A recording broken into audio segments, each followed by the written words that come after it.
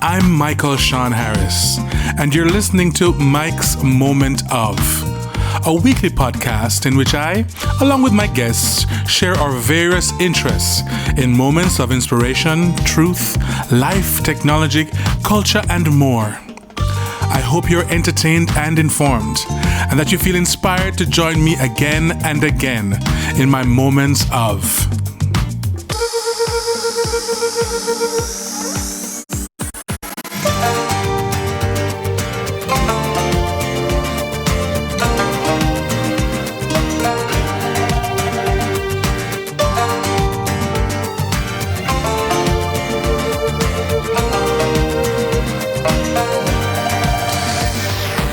Hazel, so nice to have you on. Thank you. Hi, so okay, so Thank this you very much. you're most welcome. You're most welcome. This one is gonna be about just the journey with the folk music and where it started, all of that stuff. I'm going to talk to you again another time about specific genres within the folk music, but this one is more about your journey and with it and how you became a part of this thing about doing the field recordings and that kind of stuff as well, and and where it has taken you as well. So good, welcome. This is Mike's Moment of. Okay. All right, so yes, you start or no? Well, okay. So how did it start? Like what? Because this is was it in the 60s when Yes.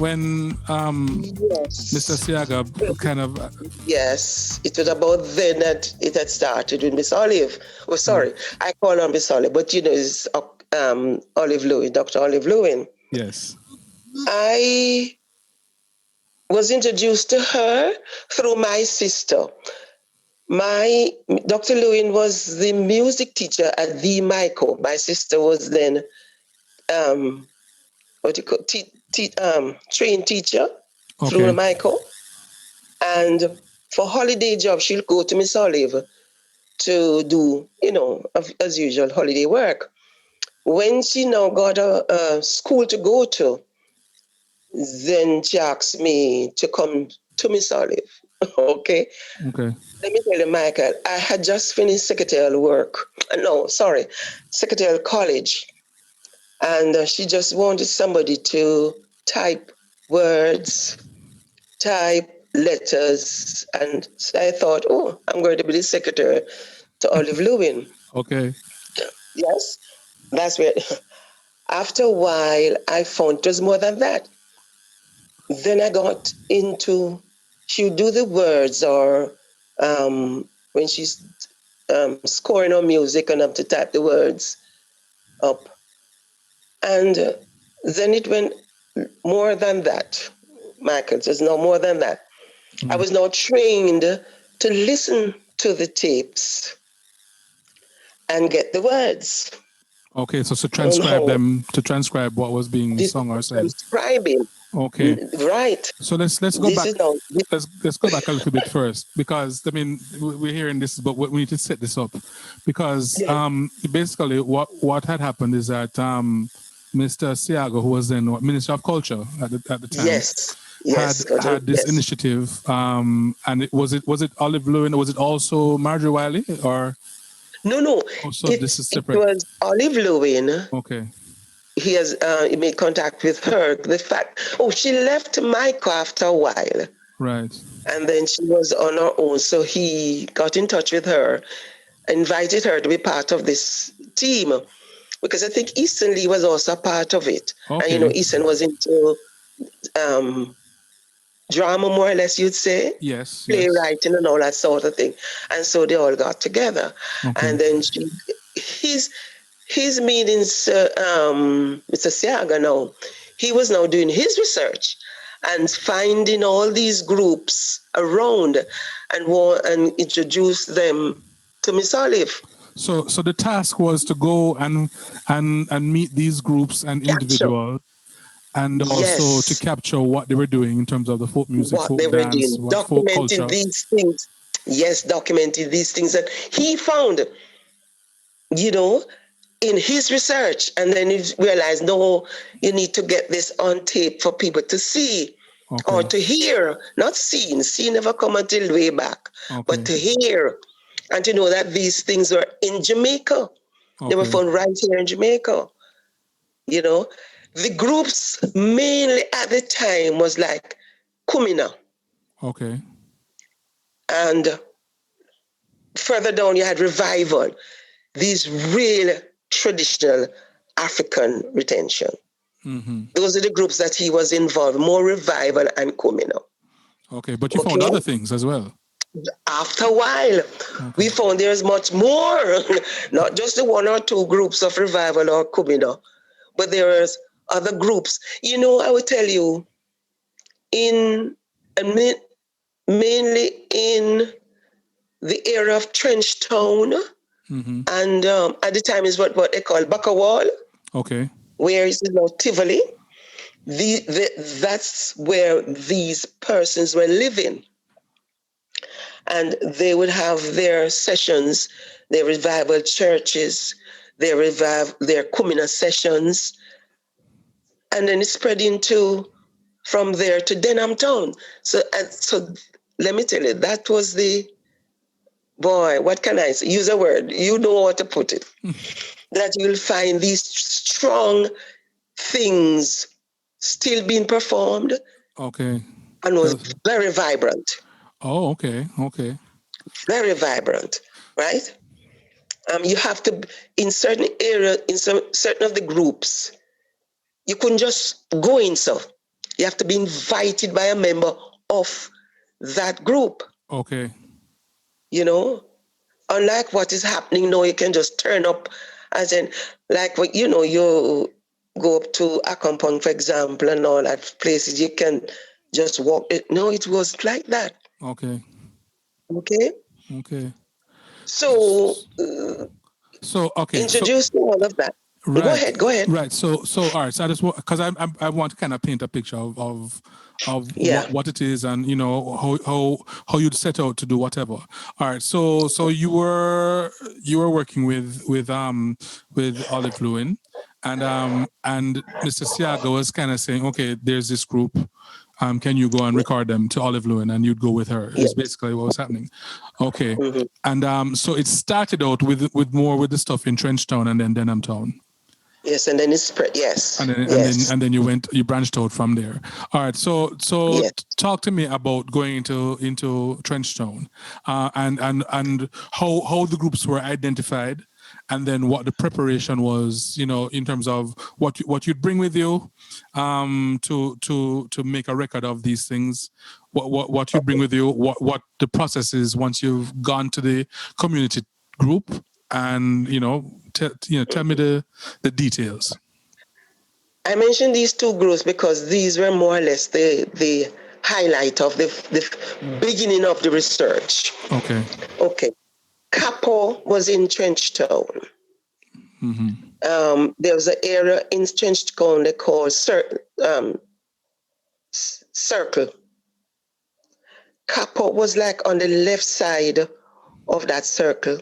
Then you had the Rastas, Prince Emmanuel on the other side of the circle. Okay. in when you come on to Kumina now, Queenie was living at the time in present Trinidad, what they call it, Tivoli. Okay. But before that, it was what they call Bakawal. Okay. These persons, Mr. Siaga himself met. And so he brought Miss Olive in to meet them with the aim to now start recording, for preservation. Right. Okay. So permission was given to him, and then he brought Miss Olive in. Okay. She was now able to take a tape recorder. Those days, there's what we call a reel-to-reel Telefunken tape recorder. Right. In those days, you didn't have probably you had cassette recorders, yes, but the Telefunken tape recorder is what they started with. Right. Okay, so most of the collection was on reel-to-reel tapes. Okay. Okay, the permission was given to these group of people, from these group of people rather, that she could come and sit with them. You come to a church service in Capo, and you are allowed to tape. You come to a Kumina session with Queenie, and you are allowed to tape. Okay. Okay? And it was with the Telefunken tape recorder.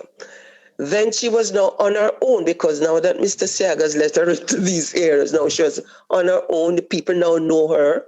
She would make arrangement call. Well, there was no cell phone, but you know, you visit to make arrangements. Say, well, I come back next week, or I'll come to you next. And then they themselves now send message to her. We're going to have a table. We're going to have a special memorial service. You're invited. Okay. And so they were on one-to-one now. Right. Okay. So she was now freely able to go in, ask permission, of course, to bring other people. Yes. And so, and it continued like that. Okay. All right. So, if she's gone in now, and you've recorded a Kumina celebration or Kumina ceremony, or a church service or a revival service or something. Apart from recording the singing and maybe some of the sermon, does she also interview some of the main people, or what goes on? Was able to ask questions, but not in the middle of the service, I will tell you. Right. There was a time after she's done, like she's been to service to the Sunday, whatever evening, right? You make arrangement to go back to him or her, sit with her, and now she's explaining what was this song about. Really, to get the words now, asked to say the words in the tape recorder. Oh, I see. Because that was really one of the greatest things now. You couldn't just put a song out there not knowing what it is saying. Right? And so the permission, they now come to working out together for the preservation of our form. Okay. So so what about some of the things that you probably would be, that would have been unfamiliar to you, like things that are used in the ceremony, or even some of the sounds, like the cymballing and the trumping. You have those names now. Are those names that they gave them? Did you have to ask what is this sound? That's right. Yes. What is happening? So when you play back the tape, and the couple will say, well, this is laboring. Okay. This is trumping, and the reason for trumping, and the reason for laboring, and certain songs. There are songs like when they're having a special service, memorial service, a baptism service. The different times that they would, and then you have the regular service. Okay, and then you explain the drumming. Or the drums, rather, that are used in revival. Okay. And the same for Kumina, because, two different types of drums. Right. That are used in the revival and in Kumina. You mentioned, as I said before, because these were the two main things at the time that they found that was very strong, and nobody knew about them. Okay. So you have, then further down now, and so as also when you get back to office, so you want to have the right words. This is why we'll have to go back to a session with the leaders, Capo, or Imogene Kenny, we call her Queenie at the time. Right? And we sit with her and she'll explain to us songs that she herself sing in an African connotation. And she's never been no further than from St. Thomas to Tivoli, but was getting these African words and into a song. You understand? Yes. This is where the interviews now started very strong. Okay. When I say very strong, we have to now go in depth Right. and set up times with her. And she'll, how? You have never left Jamaica. So how do you get these? And then she'll explain to us what she went through. And how do you then check that the authenticity of that? Because it's fine for her to say, yes, these are African words I'm receiving from ancestors or whatever. Okay. Right. After a while, Mr. Siaga brought in Hazel Carter. Okay. Hazel Carter was I think she was doctor or professor, I'm not sure now. And she worked in linguistics, is that it? Yes. In Africa and around the world. And so he took certain words that you'll get from Queenie and send it to this lady. And she could identify to say, yes, this is that. And yes, this is that. Right. Okay. Okay. A transcript of that is in the Institute, African Caribbean Institute, Jamaica Memory Bank, where you see where she explained some of the words that you hear Queenie mentioned and what they mean. Okay. And to say, well, yes, it is in the right setting. Okay. You understand? Mm-hmm. Right. Okay. Okay. Okay. All right. So then how? So once you've made these interviews, you recorded the music, you started to transcribe.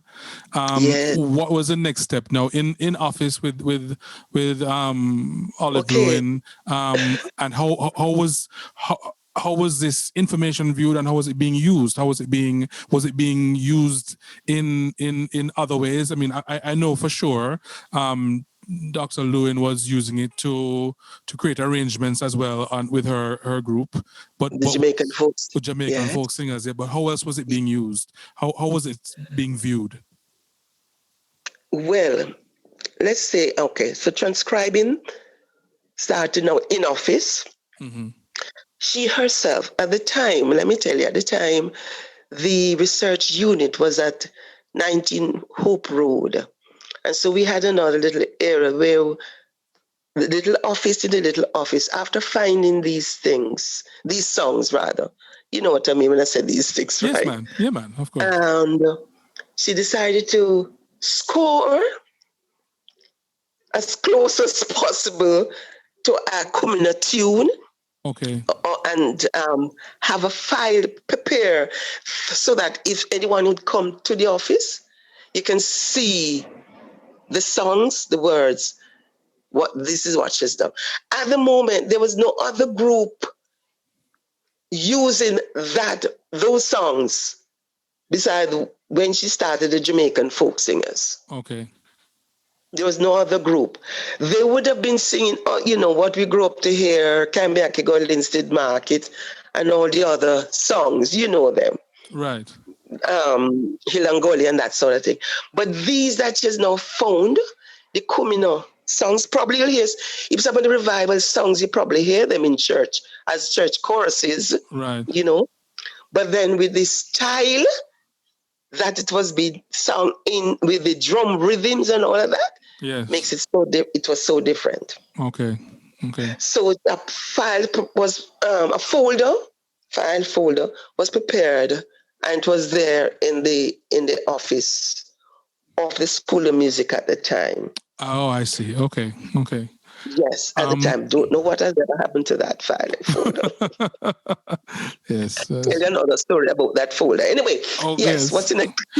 All right. So I'm just clarifying things as we go along. All right. So because I mean, Dr. Lewin's education is more British, isn't it? I mean, he's very classical. Yes.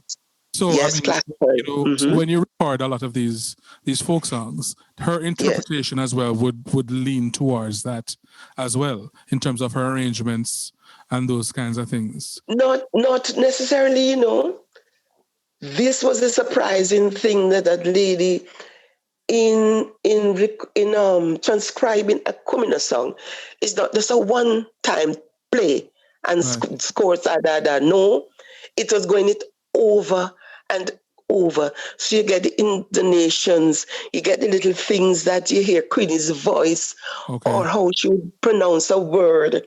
And you realize, oh, that's a road. She should do it over and over, Michael. Okay. Until it at least it could have passed and say, well, yes, it's a coming tune. Right. Okay. You understand? It was over and over. And then she herself, oh dear, I didn't even know I had a voice. He's come in and sing the song. What do you think you heard at the recording? And you sing, and she corrects, and she'll put, oh yes, yes. And that's just what went on and on and on. Okay. Okay. Yes. Okay. Yes. So coming out of Tivoli and Denham Town, etc. How did you start to branch out to other areas? Because these recordings, you have recordings of East Indians, you have recordings of other styles as well from different parts. So tell me about some of those things. My brother, as I told you, I was to be Miss Olive's secretary. I've now become her assistant researcher. Okay. I was and did the training. You wouldn't say oh Lord, there is a little proverb you throw. You swing, either you drown or you swim. You sink or swim. Sink or swim. Yes. Well, I was thrown in, not even headway, because then I would have drowned. In going around with her now, my training on the field was fabulous, Michael. Yes. My training, oh God, I got so excited. I really got involved when I see what I was now capturing. Mm-hmm. When I travel out with her, see how the whole thing of operating a tape recorder, I now gravitate to using a still camera. Okay. So you're taking pictures as well? Now I get camera and I was now taking pictures. And I was also now recording. Okay. And the field work got intense, let me tell you. I was with her in every step of the way. Okay, so after first introduction by Mr. Siago, we are now one-to-one with these people. And they would now refer us to other people or other groups. Okay, I see. Yes, because now, for example, with Queenie. Queenie was originally from St. Thomas in Duckensfield. Okay. That's where how she came to live in Tivoli at the time, nobody. She explained it. It's in an interview with her, how she came into Kingston. Okay? So the fact that now in St. Thomas you found that you had other Kumina groups. Okay? So in talking with Queenie, she would introduce us to other groups out in St. Thomas, right? Yes. And then our first trip is always we call it recce. Mm-hmm. Reconnaissance, yes. Yes, sit with them, chat with them. You don't present a tape recorder at the time. But they know that, yes, we are interested in what you're doing. We want to document it for posterity and all that sort of thing. And so we'll go back now and sit with them. They'll now invite us to when they're having sessions. They'll now invite us, make sure that we are there when they're having a Kumina session. Okay? Yes. And the same for the revival sections. We are now invited to church service, and we are allowed to take a tape recorder and a camera. Okay. Yes.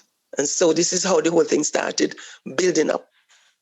And then when people saw what was happening, people from different districts or parishes would say, I hear this drumming in this area. You want to come see it? And the word starts spreading. Okay. So we got invitations to other places. Wow. Okay. So all right. Yes. So once you start let's talk about Kumina first. So once you start going to other groups, other Kumina groups, other groups doing Kumina in St. Thomas and elsewhere, maybe where else? St. Catherine or where else would have been doing Kumina? It spread to St. Catherine because Queenie started moving from places, and wherever she go, people would gravitate to this. What they call it, African retention. Right. Because she left Tivoli. She went to live in a road off Spanish Town Road there, and she started in there. Okay. There's a group of guys who got attached to her.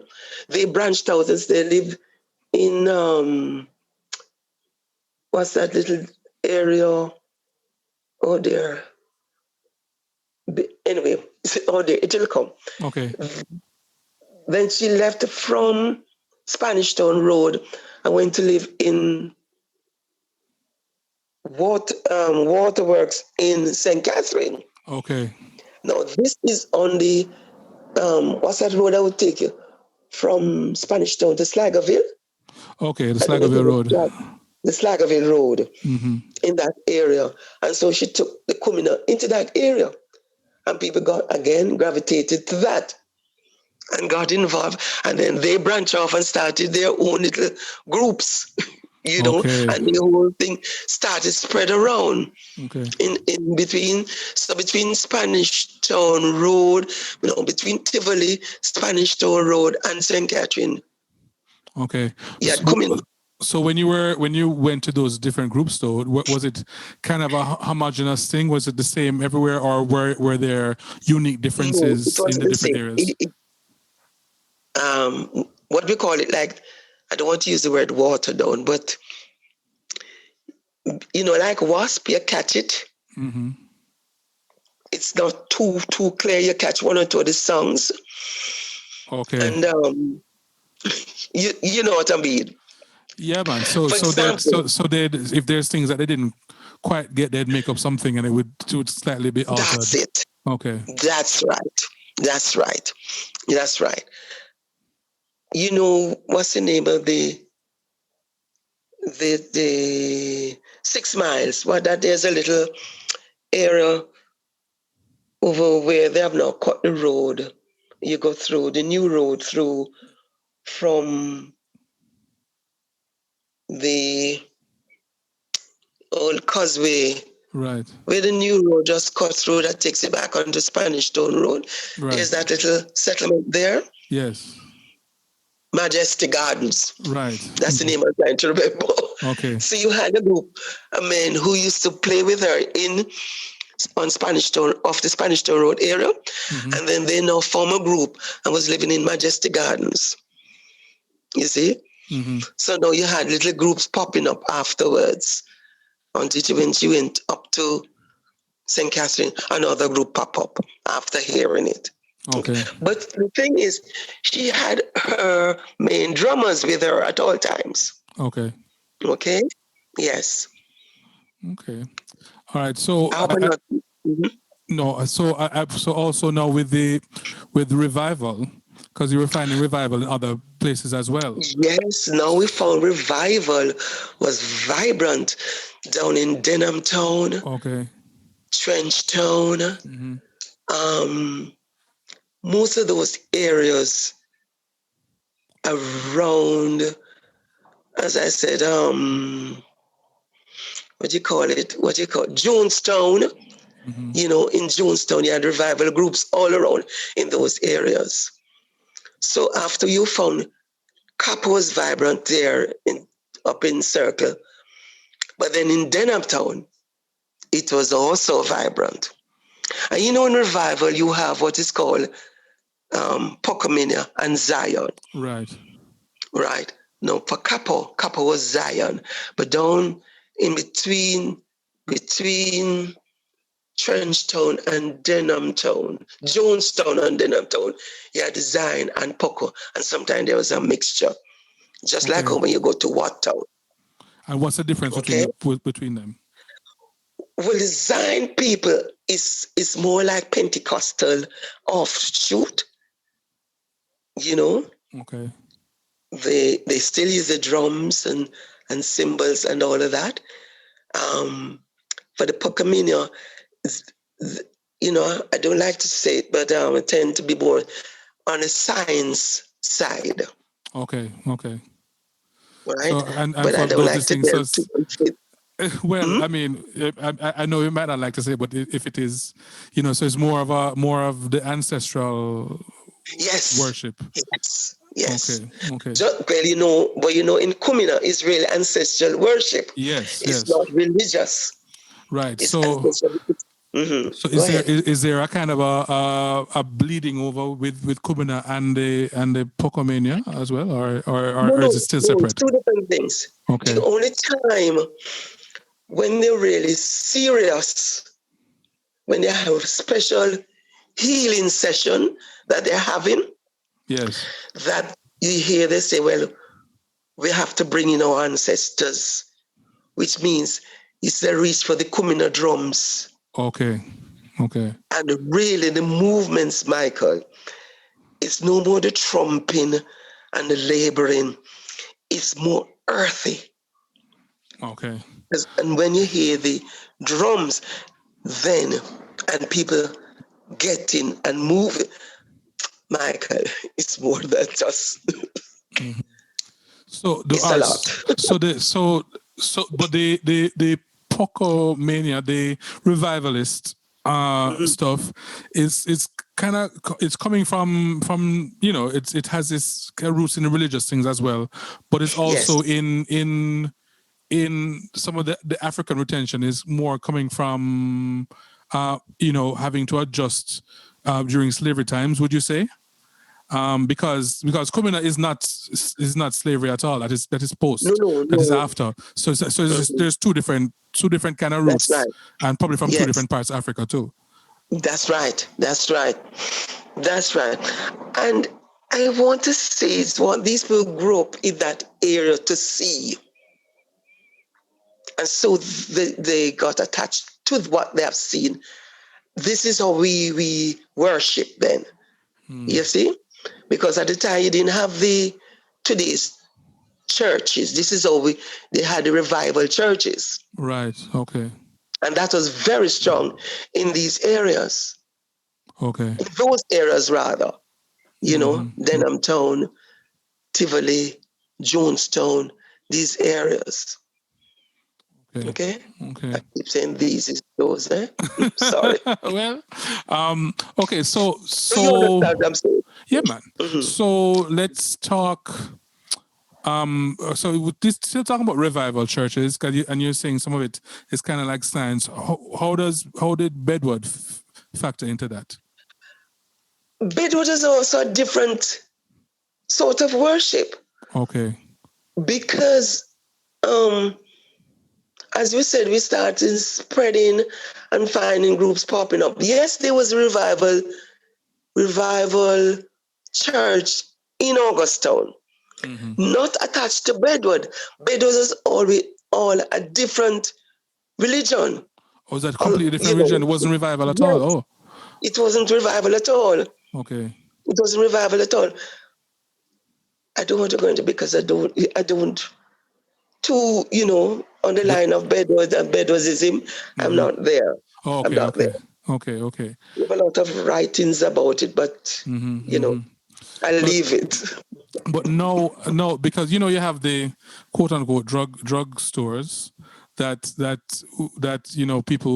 some people who are doing some Kumina things will buy stuff there. Some people are doing some aspects of the revivalists will buy stuff there as well. Yes, and I guess it's the same kind of quote unquote science with Bedward. So there's some similarities and yet some differences. That's there, right. But you will find it more in the Poco people. Okay. The science, because they're on the science side.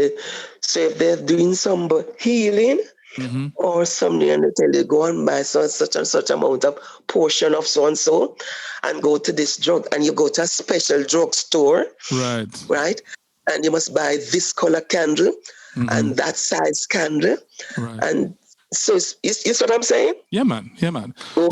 So, and I'm just gonna call the names. So Obia then is kind of coming out of Poco, or is it kind of a mix? It's coming out of Poco. Pocomania. Okay, I got you. But you still see some of those things, those techniques in Obia, in Kumina, and other things as well.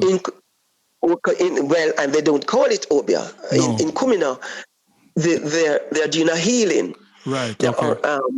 Healing for you. Queenie was doing a healing for a child who was dumb. Okay.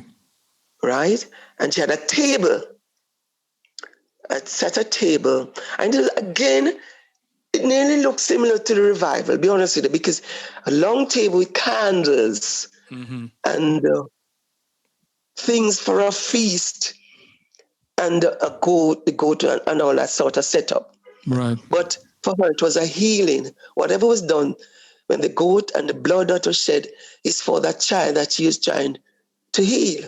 Right. And you probably would see that in a Poco setup also. But you wouldn't see them killing the goat as you see them do in Kumina. Okay. You see? Okay. Okay. All right. So let's talk about some of the other forms. The other forms that you discovered in this process of recording and stuff. Boy, my brother, there's so many things we found in Jamaica that you'd be. I wish I had money. Tell me why. Tell me. Yes, because what you see now, nothing compared to then. And it's not really that long ago. That's the 60s. So so we've lost a lot in between that time and now. Why, Michael? Because money comes into play. Okay. Whereas Queenie would have her special ceremony, like when you go watch night, from bringing in the next year, and she'll usually have a dinner. Okay. And she don't ask you for anything. You come and be a part of the feast. Why is she having this dinner? For the children for next year to go back to school. Okay. So whatever you bring is going towards that for the children. Okay. Somebody now who comes in and see what Queenie is doing now ask you to bring money. Okay. Now one person collects the money. Now the money not shared, what have you, it costs a fuss. Okay. Yes. So when money comes into play, they just take whatever it is now. Okay. Yes. Say that you know what group we now touch, the Maroons. Okay. You know, you have different settlements of Maroons. Yes. Okay. We were invited to Accompong, invited there through one of the sons of the then Colonel. Right. Harris. Yes. Colonel Cawley. Sorry, funny enough, he was Harris Cawley. Yes. Cawley. You know the name quite well. Invited Miss Olive up. Now, he was a teacher. And coming out of meeting Miss Olive through teaching, now invite her up to Accompong. Okay. Where she now meets Mr. Colonel Cawley. He was an old man then.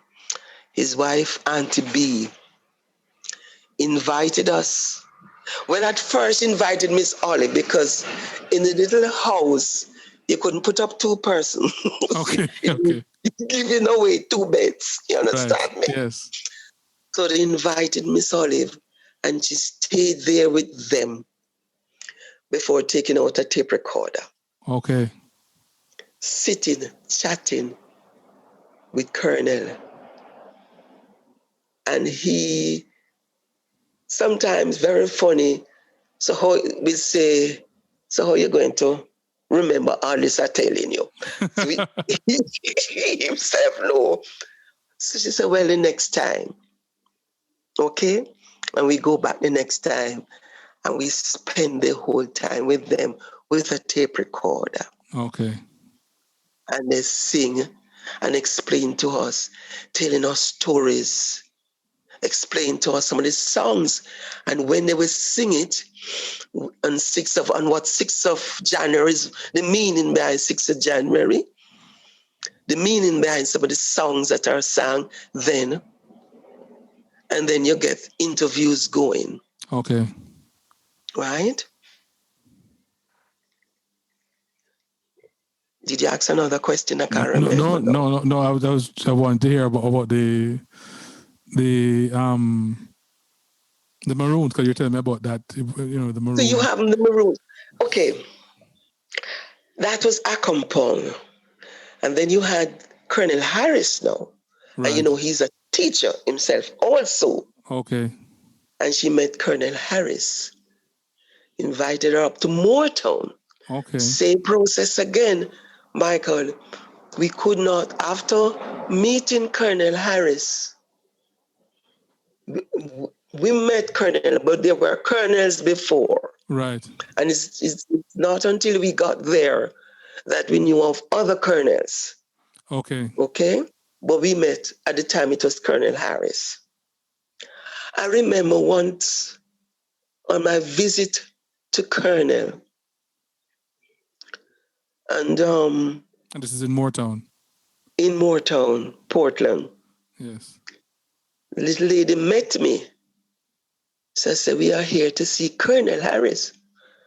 And Michael, she looked me straight in the face and said, what you want with me, Colonel? I start trembling. Mm-hmm. I said, well, he invited us up and to come and talk with him and to sing the songs and so forth, trying to explain myself. Right. Michael, she grabbed me. She said, dance, come catch me. Dance, come meet me. No, Michael, this poor child don't know the Maroon step, don't know the songs they were singing. Yes. But I was to dance and come meet her. Hello? Wow. Yes. That was my initiation into meeting Colonel Harris. Michael, this was after years of working with Miss Olive. Yes.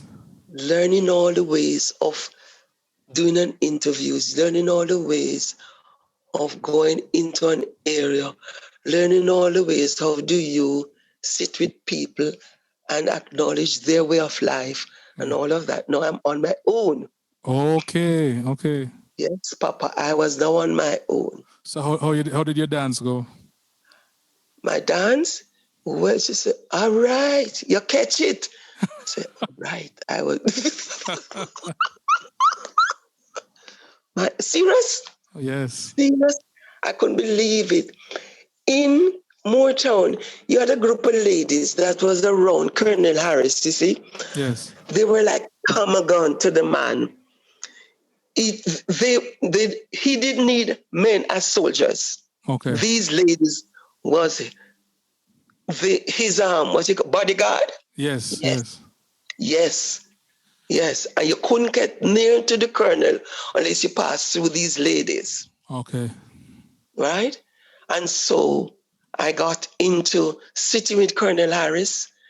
They themselves now started to sing and telling me all about the songs and when and where and all the different things that's done in Moortown and on when. Usually their celebration was on Easter Monday, but it's now changed because of what do you call it now? They bring it down to, is it October, I think, or somewhere down in August.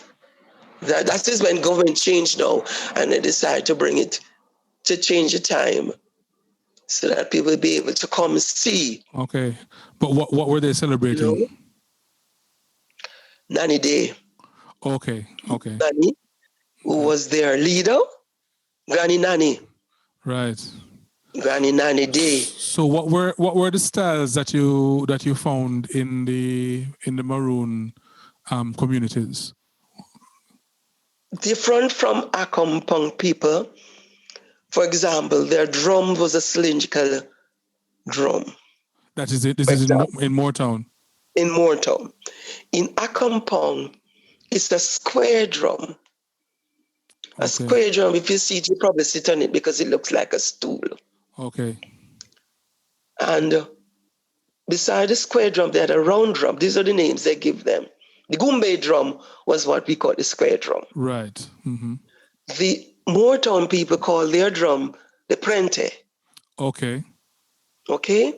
And it's made up, both areas make their own drum from different trees. I'll be honest with you, I don't remember the name of the tree that they made the prente from. Okay. But it's hollowed out, of course, and roped. It's covered with the ram goat skin and rope, and it used pegs to tighten it. To tighten and tune it. To tighten and tune it. Mm-hmm. To tighten the skin onto the barrel.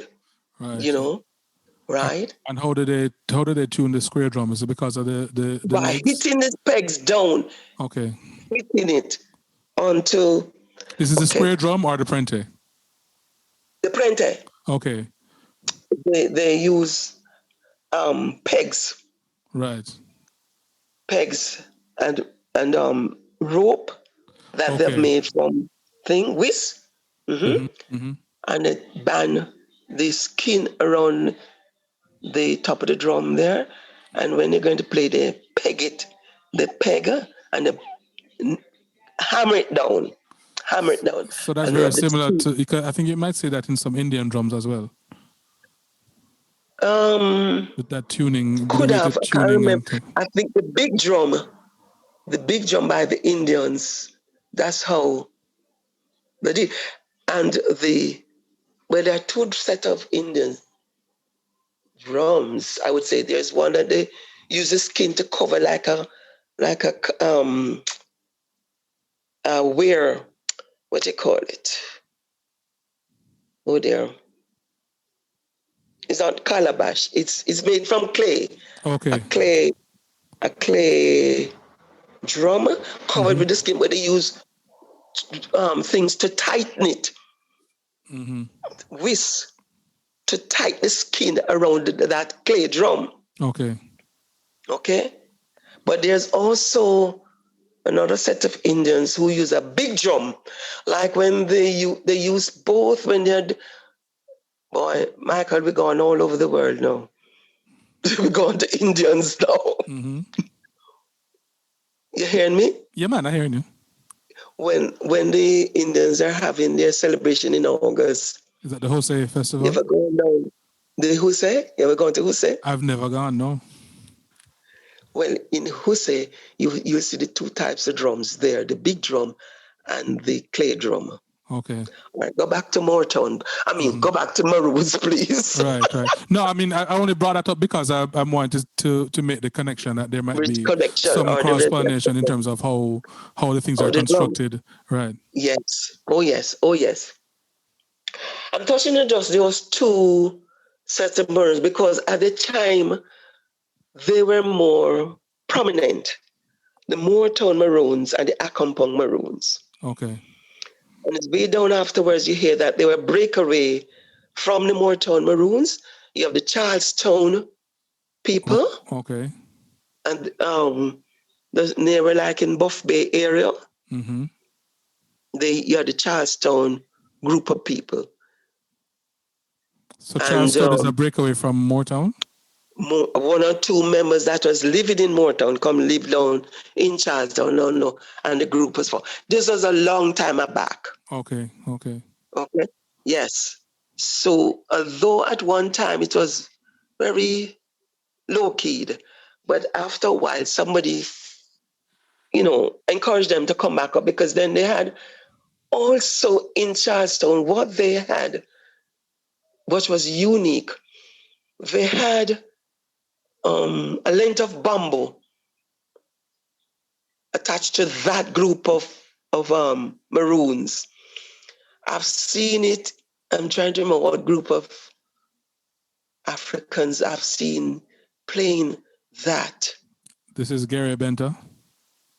No, it's a smaller thing to the benter. Okay. It's just one length, bamboo length, just a length of bamboo with holes in it, strings, and they'll put it on the floor between their feet, and they'll play it with sticks.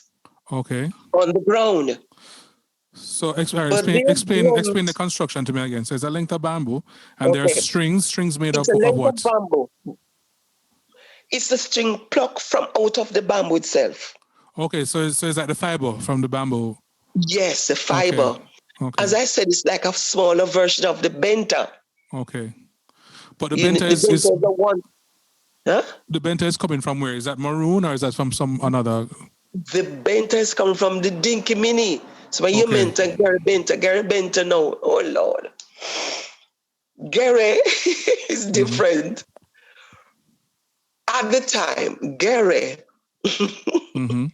it's two different forms come together. Oh, Gary is completely different from Benter. Okay, and yes. And so, yes, all right, so brother all right, before we go there, then, because the reason I'm asking about the maroon stuff and the styles, I want to know which styles are coming out of the maroon thing, and then if Gary and Benter and Dinky are coming out of different things, then we can go there afterwards. But those are two different forms. Benter, the Gary, and the Dinky. That's like when you're dead yard. Okay. In the old time set up. And which community is that coming out of? Okay, oh Lord. Gary, you'll find mainly in Westmoreland, Hanover, that area. Okay. Those, oh Lord, Hazel. The areas of Hanover, Westmoreland, yes, Gary, Benter, Dinky Mini, St. Mary area, Islington area. Okay. Say, you see the distance? All right. So, but what is Benter? Benter is an instrument made from about a good length of bamboo. The bigger part of the bamboo. Okay. Right? The thicker part of the bamboo. Say about 46 lengths of bamboo. All right. Could be about 4. The thicker part. Yes? Okay. Let's touch Benter then. Okay. That length of bamboo, and they'll pluck one string, carefully cutting a string right across those joints. Okay. From one end. Say you have four what do you call it? 4 lengths. 4 joints, right. 4 joints, okay? Yes. So they cut a string, is that, yes, through from one end to the other. Okay. They used to, just like how you do, is it the guitar, where you have what do you call it, to harness the strings, the string? Lord, what's the name? Anyway, so they have 2 pieces of sticks, let me use that, a piece of wood on either ends of the bamboo. Right. Harness the string, that string that they cut out. Yes. From the bamboo. Okay? And this is how they play that string with 2 pieces of sticks. Okay. So all right. So they've made a kind of like a hollowed out hole in the length of the bamboo. They've used the fiber, like the skin fiber, to make the string. And they connected it from one end to the next with a peg, in a sense. Peg on either ends. On either end of it. And one there. So it's raised up. So it's the body. So it's raised up, and because it's hollowed out, that's kind of like a resonant chamber. That's right. So And then the they play it bamboo with table they play it with that, 2 sticks. there you are. Okay. Right? And they play the rhythm on that tick tick tick tick tick. And Okay. then not just that, while one person playing with the sticks on the string, Mm-hmm. you have another person with a calabash, A gourd, yes. a gourd, rubbing on the played string. So it's making a kind of a So wooing you hear, sound. and then you have that person who plays that thing so sweet. He can give you different little tunes. Okay. Ting, ting, ting, ting, ting, ting, as if you're hearing. Listen, oh God, it's fabulous. And do we have So recordings while the of that? sticks Because are playing, I don't see that being played very should often be, now. Michael, there should be recordings of that in the collection. Okay, I will find them because we're going to talk about this in more detail in the other talks. So I'm just touching on them now. All right. So okay, some all over the research. yeah, man, it's fine. So all right. So we're talking about so So you mentioned Gary, which is one thing. You mentioned Dinky Mini. Gere is this style that is done, as I say, in those parishes, Westmoreland, and mainly let me tell you, the thing is now spreading now because people have seen it and want to be part of it. Okay. And because there's no festival, right, people see it in festival, they take it back, whether through schools or through groups, and they get somebody from one of these Gere groups to come down to teach them. Okay. The old time Gere, again, the bamboo comes into play. A length of bamboo, and they beat the bamboo with a stick. Okay. Yes. And this for the Gere, does this have the string? It have the fiber as well? No. Okay. Just the bamboo. Hollowed out bamboo. Okay. And they hold it standing. Okay. Is as if I'm, like how you hold a double bass. Yes. Yes, and they beat it. Okay. Beat it with a stick, or they slam it on the ground. Stick. Okay. Hit it with a stick. Okay. Hit it with the stick. Okay. I'm trying to mug a Gareth song but anyway, that will come another time. The voice is going. Okay. Right. And the Gary now is done when there's a dead yard. Okay. So they bring merriment to the bereaved. Okay. Yes. Okay. All right. So that is a Gary. That's Gary. So Dinky Mini now, because remember you mentioned Dinky Mini. Dinky Mini, same fashion, dead yard. Different communities. It's a different style of dance also to Gary. Although you have to be careful now if you go, I don't know if you're going to see in the festival, what they're doing now, last set of festival that I was judging at, I had to stop the group because they were bringing in the Dinky Mini movement into the Gary. Oh, okay. All right, but we're going to talk about those. So we're going to talk about those in the other talks. Yes, please. Okay. So, all right, but Dinky Mini. But remember, I had mentioned to you once about Zella Play, and you said it's similar to Dinky Mini. Where is that from? Zella came out of the maroon section now. Zella was mainly down in Portland. Okay. Zella, in style, looks like Dinky. But whereas the people dance with that cripple step in Dinky, yes, the Zella people are more upward, but that step is still there. Okay. You see what I'm saying? Yes. This probably songs could be the same, but they make up songs as they go along. Right. As you will say, as you know, most of our songs are made up of situations. Yes. Oh, leave it alone. Leave that part alone. Back to songs. Right. So I found my first stint with Zella was in Charlestown. Okay. And Charleston was in Portland. And they told me that there are interviews there now. I don't know where that is anyway. Mm-hmm. That came from, that's the Zeller coming out of the Maroons. Okay. Okay? And it's the same thing. Zeller was done at a dead yard. Okay. Right? Now, the Maroons had their special day of celebration, Nanny Day. Mm-hmm. Nanny Day is when they take out the prente, the dance on the bump ground. They have now built a thing there, as you know, a monument. Okay? And that's when they'll do the jerking. Okay. And they share whatever they have. You dance and you sing until you're tired. Mm-hmm. This was free flowing.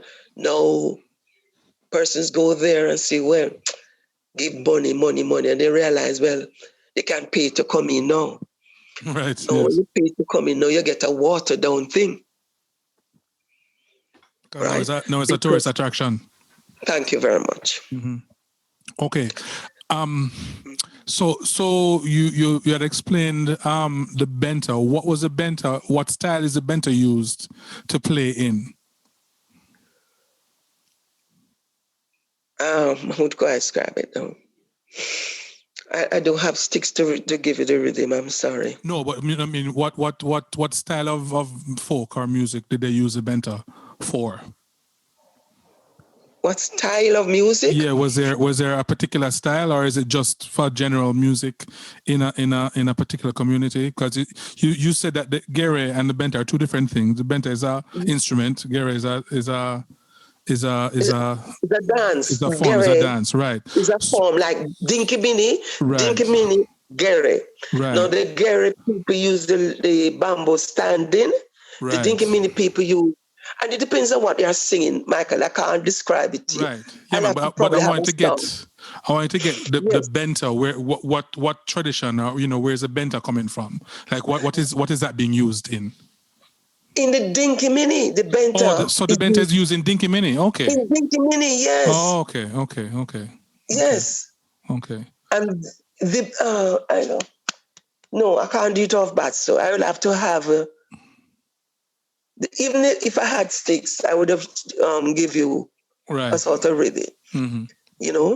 Probably on the next time around, we prepare ourselves. If you let me know. Yeah, man. We're gonna go in specific specific genres in the next, right? So we can prepare and yes, and I could at least have a song, and if the voice keep going, I can.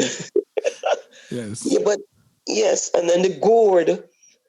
The gourd, or what you call the calabash, works with the benta. Right. So, and that is specifically for Dinky Mini. Dinky Mini, for the set me group. No, a group came out of... Go ahead. You say a group came out of? Another group came out of St. Mary. They call themselves Benta Group. Okay. But that's because they traditionally uses the benta in their performance. Okay. All right. Calling a name. Mr. Doyle, Kirby Doyle, who introduced us to Dinky Mini, he had a homemade trap set. Let me tell you. The drum was made of those barrels that you ship things in? Yes. Half of that barrel was the drum. Mm-hmm. The what they call it now? Tin. The tin thing that they use made out of tinning of their own. And they had guitar player with that. Okay. That was their form of instrument for the Islington Dinky Mini group. Okay. Mm-hmm. This group in Port Maria? Yes, they were nearer to the town. Yes, call themselves the Benta group. Use the Benta instrument. Now, Michael, after a while, the two groups came together. Okay. And they found that either of them, because they were now singing the same songs that Right. the other group was doing. So the rhythm from either the benta or the makeshift band was the same rhythm. Okay. And they could both dance to it. Okay. And all of that was in St. Mary. You Okay. understand? Mm-hmm. Yeah. What was the other question you asked? Sorry. Okay. Okay. So, what other styles then? All right. So we had gone through one more thing I wanted to find out. Zella play, which is similar to Dinky Mini, but did they use different instruments? Did they use something like a benta or is it something else? This is where I saw them using that qua. That's the word. Yes, you had mentioned that to me before. That's Right. the word. The qua in Charlestown. Okay. Right? And that was their instrument at the time. And explain the with qua. A drum. Yes. Yes. With a drum. I would say like a Congo drum, but it's a made up drum then. Okay, but the qua is made out of what? Bamboo. Okay. One length of bamboo. And as I told you, they had it on the ground. Right. Beat it again with the sticks. Right. And it was hollowed out again. And it was hollowed out. Right. So it's kind of like a bent without the gourd. I wouldn't but describe no string. it as. No string. No, yes, there was a string. Okay. But you see, I don't want to put them together because you see, whereas the bent is a long thing with the bar, and the gourd was able to move on that string. The qua is shorter. The qua is shorter. It's just the sticks. Okay. It's just the sticks, and it's one person would have it between the foot on the ground. Okay. Right? Plain. Whereas the benter is how it's like, say two stools or two blocks on either side. Right? And persons are sitting on either ends. Yes? Yes. One of the persons sitting is the person playing using the gourd. The gourd, right. The other one is just holding down the gourd, the bamboo. A middle person is using the sticks. Gotcha. Okay. On the string. Okay. Okay. You see me? Okay. Okay. All right. So what about now the let's go now to the Indian musicians and music and stuff that we discovered. Okay. Now you know that I get to learn that there are two sets of Indians. Okay. Explain the two sets. Michael, I'll have to refresh them. All I can, the one that uses the Tajé. Okay. You know what that is? No, tell me. The Tajé is a built-up thing from bamboo and what we call pretty paper, kite paper. Okay. Right? A big house. Okay. It's like a part of that high part of a castle. Yes, yes. Because it goes point right up to the sky. Okay. And there's a time before, I'm not sure of the date of August, that they would start to build this thing. It takes time. Okay. They use they get the bamboo and strip it. Yes. Right? And make a frame. So there's a point and it peters off. Like, as you say, what did I say? The top of a castle. Of a castle, right. Right, so it peters off. Like an A, for want of a better word, okay? So that is built in one of the Indian yard. Okay. Indian person, yard. Then there comes a time, and there's a ceremony with all of this, that they have yards of crepe paper. Yes. And they cut it up. They have different decorative things to put on it. They cut the paper up. They paste it around this thing. Pretty. And all the colors of the Indian, definitely when you see it, you know that's an Indian culture, right? Yes. And the Taj, and that's built. When that's finished building, they'll walk procession through the town of Ali. That's the word. Ali, Clarendon, Ali, and then there's another area in Ali. The different districts along that line there. Okay. Where you find Indians, that set of Indians living. Okay. They use as instrument the clay drum. Okay. This is the clay covered with skin. Yes. Tightened with a type of rope. And they string it, tighten it tight, and they play it with the special sticks again. Okay. Yes? And the rhythm, don't ask me to explain the rhythm. I don't. Okay. Right? And they have a procession from district to district. Okay. They stop at some points and they throw rice in it or at it. Yes. Okay? The aim, they say, they'll process through the towns and dump it in the river, in a river down there. Okay. Now, interviews again were done with Indians down there, was done with Indians down there, explain the background of that. I don't remember really off the bat the meaning. Okay. Okay? But I find that these more senior Indian persons, when the Tajay pass their yard, it stop at their yard. Okay. And they'll come out with their rice and they throw and they say the language and sing. Okay? And then they process again. Okay. And the drums are playing. And then the other Indian communities from Israel. Other Indian groups, I find these now are in Kingston, in Olympic Way.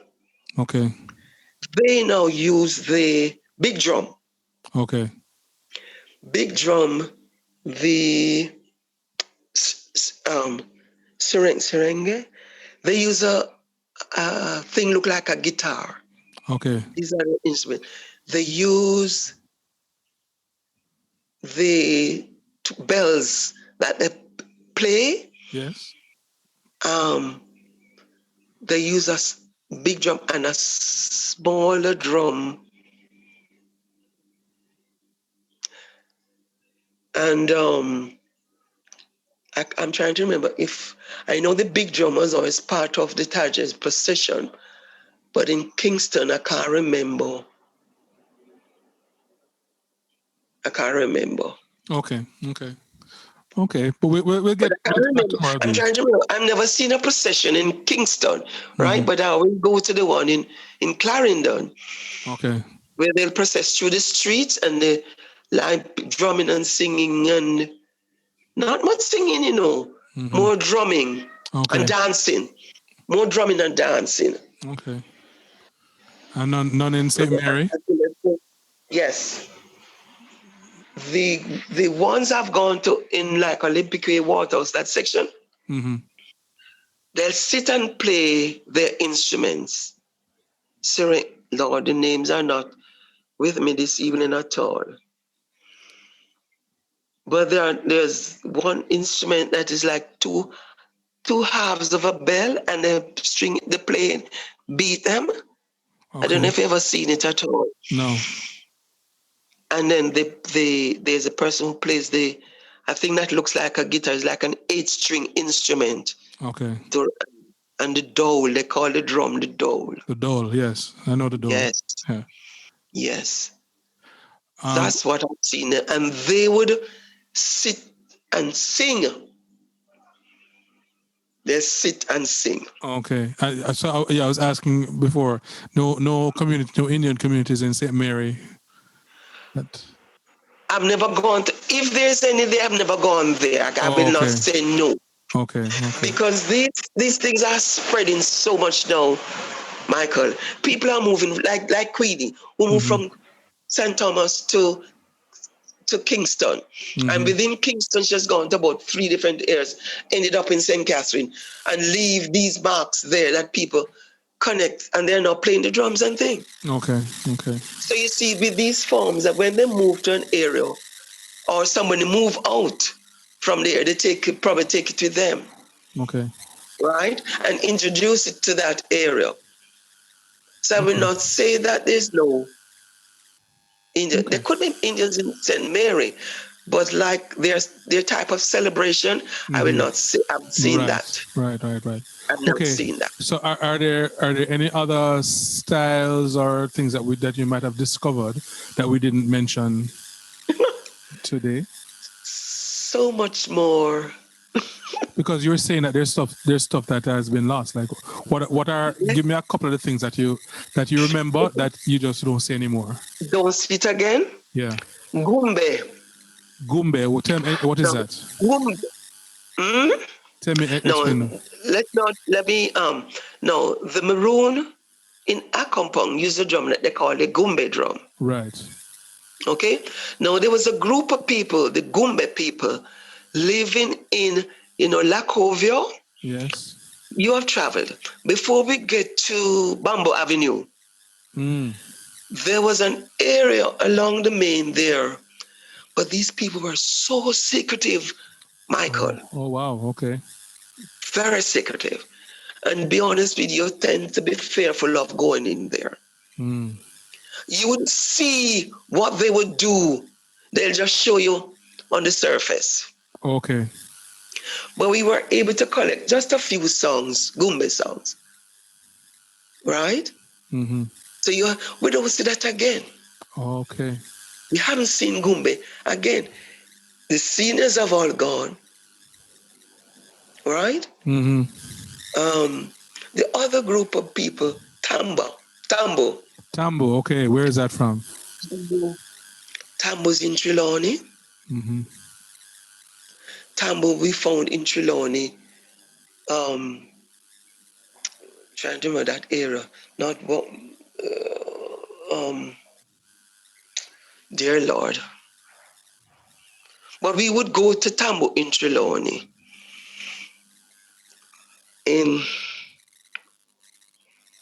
Did they miss me? Sorry. I'm sorry. Name just missed me. Okay. But yeah, but Tambo, I mean, what does Tambo look and sound like? No, the Tambo people use one drum and a sit astride. It is bigger than the Kumina drum. Or you see how they sit over the Kumina drum? Yes. It's the same way the Tambo people will sit over, but it's one drum. Okay. And they play that one drum and they dance. The same like how you have the Catatics playing on the back of the Kumina drum. They do that with the Tambo drum. Same rhythm or different rhythms? No, different rhythm. Okay. But they use the Catatics. Whereas the Kumina people play the Catatics, how do I describe it? Yes, that. On beside the drummer, the Tambo people in those days face behind the drummer. In other words, facing the back of the drummer and playing the sticks, not on the side.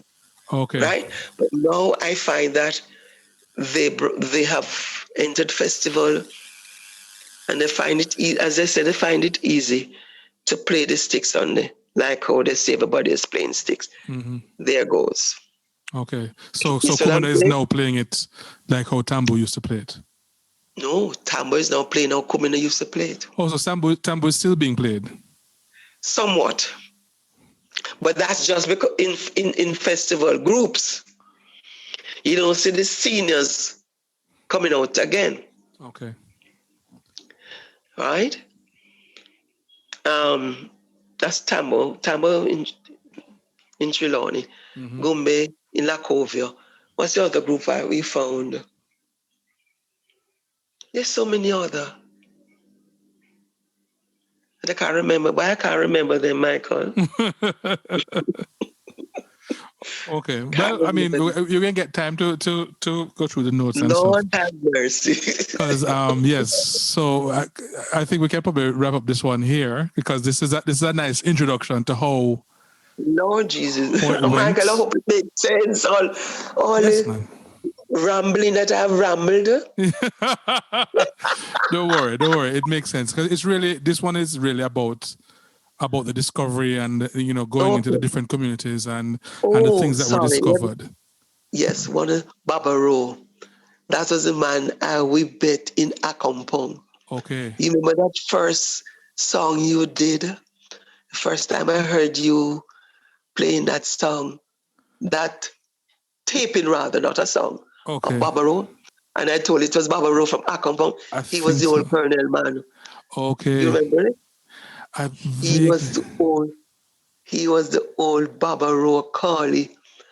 His wife was Auntie Beatrice Carly. Okay. And in those time, Michael, when I talk about secretive, they brought us into their room. Wow. And gave us information. Oh boy, it's on tape. Okay. It's on tape. Barbaro, a fantastic man. And from him, you had Thomas, a little man named Thomas. He could have tell some stories. Okay. And sing some songs. Sing some of the old Maroon songs. You don't hear the Maroon songs now. Yes. You don't hear the Maroon songs. Akompong, you don't. I don't know if you have, I don't know what is going to happen now with this virus, if they're going to have a 6th of January in Akompong. But in the days of going to Akompong, right? And you go to Barbaro, your first visit Colonel Barbaro, and he sit down and he tell you what is going to happen today. Yes. And we're going to march from up the road and come down to here. So, and the songs you're going to sing, and you hear them coming down, Lord. Okay. Let me tell you, every time I talk about, you see, Michael, I was brought into this thing as fresh as a green gungo, as they call it. Michael, I'll be honest with you. Leaving secretarial college to do secretarial work. Yes. I was thrown in. Yes. And let me tell you, there was a time when I was so involved, Michael, at a Kumina. I was so involved with my little telephone tape recorder at the time. And Michael, I am watching, excited. No, this time I was given permission. I was right beside the drummers. Michael, let me tell you, those days, Kumina was a serious form. Not joking. Yes. Serious form. I am in the middle because now my job is to get the words.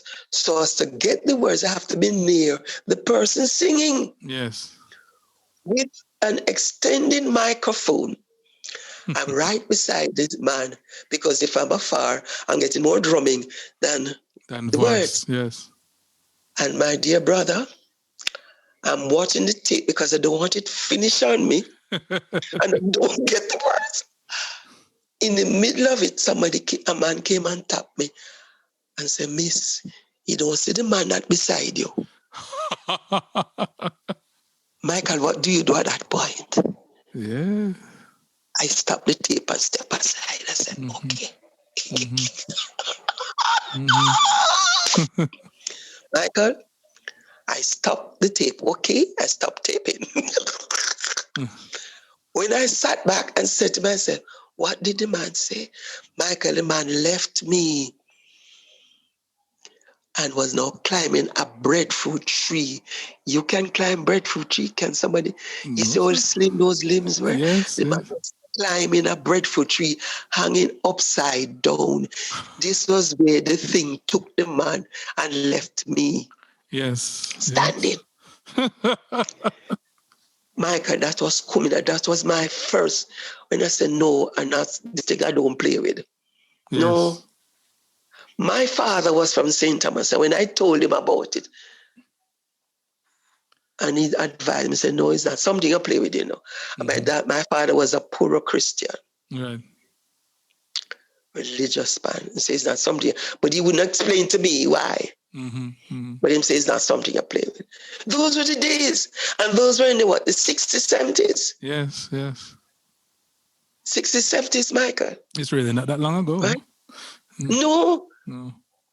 But because of the thing, I touched coming because you know why? People don't realize we dancing communal. We all do it now on stage, even me now, because we just want to be, showing the thing. But it's flat-footed, and you're hugging the earth. Yes. And you're moving just by moving your toes. Yes. You see? Mm-hmm. And what we do now, so as to get around and moving the toes, that was taking too long. That was taking too long. And in moving your toes, your hip comes into play. Yes. What they are doing now is concentrating on the hip. Okay. Mm-hmm. So when you go to a kumino, well, I don't know where last that is. If you do, you get more, as I said, more waist, more wine, and pivoting. Right. Right? But the earthy thing is that earthy ancestral worship. Right? And not just when they use the rum is important, yes. But it's Lord, the days of seeing Queenie dance. My Lord. Yes, Michael. Yes. Okay. All right. This is a lovely first introduction. I'm going to talk to you more than once, you know. Michael, but I'll prepare you. Please give me a heads up. Yeah, man, I will for sure. Okay. All right. Thank you. I appreciate that. I appreciate you, Michael. This is what I always say to my sister. I don't know if you don't hear my name ringing. Your name ringing. You were one of the 2 persons who, when you asked for information and I was able to share with you, that you say thank you by mentioning my name during your lecture. Oh, yes. And I do appreciate that. Yes. I do appreciate that. But you have a wealth of knowledge and experience that I think everybody can benefit from. Thank you very much. Yeah, man. Thank you very much, sir. So, well, I'm showcasing it even more now with this. No numbers. Yes, but I think this is priceless. So, I thank you very much. Yeah, man. Thank you, Michael. Yes. Blessings and blessings on your program. Thank you. Keep safe.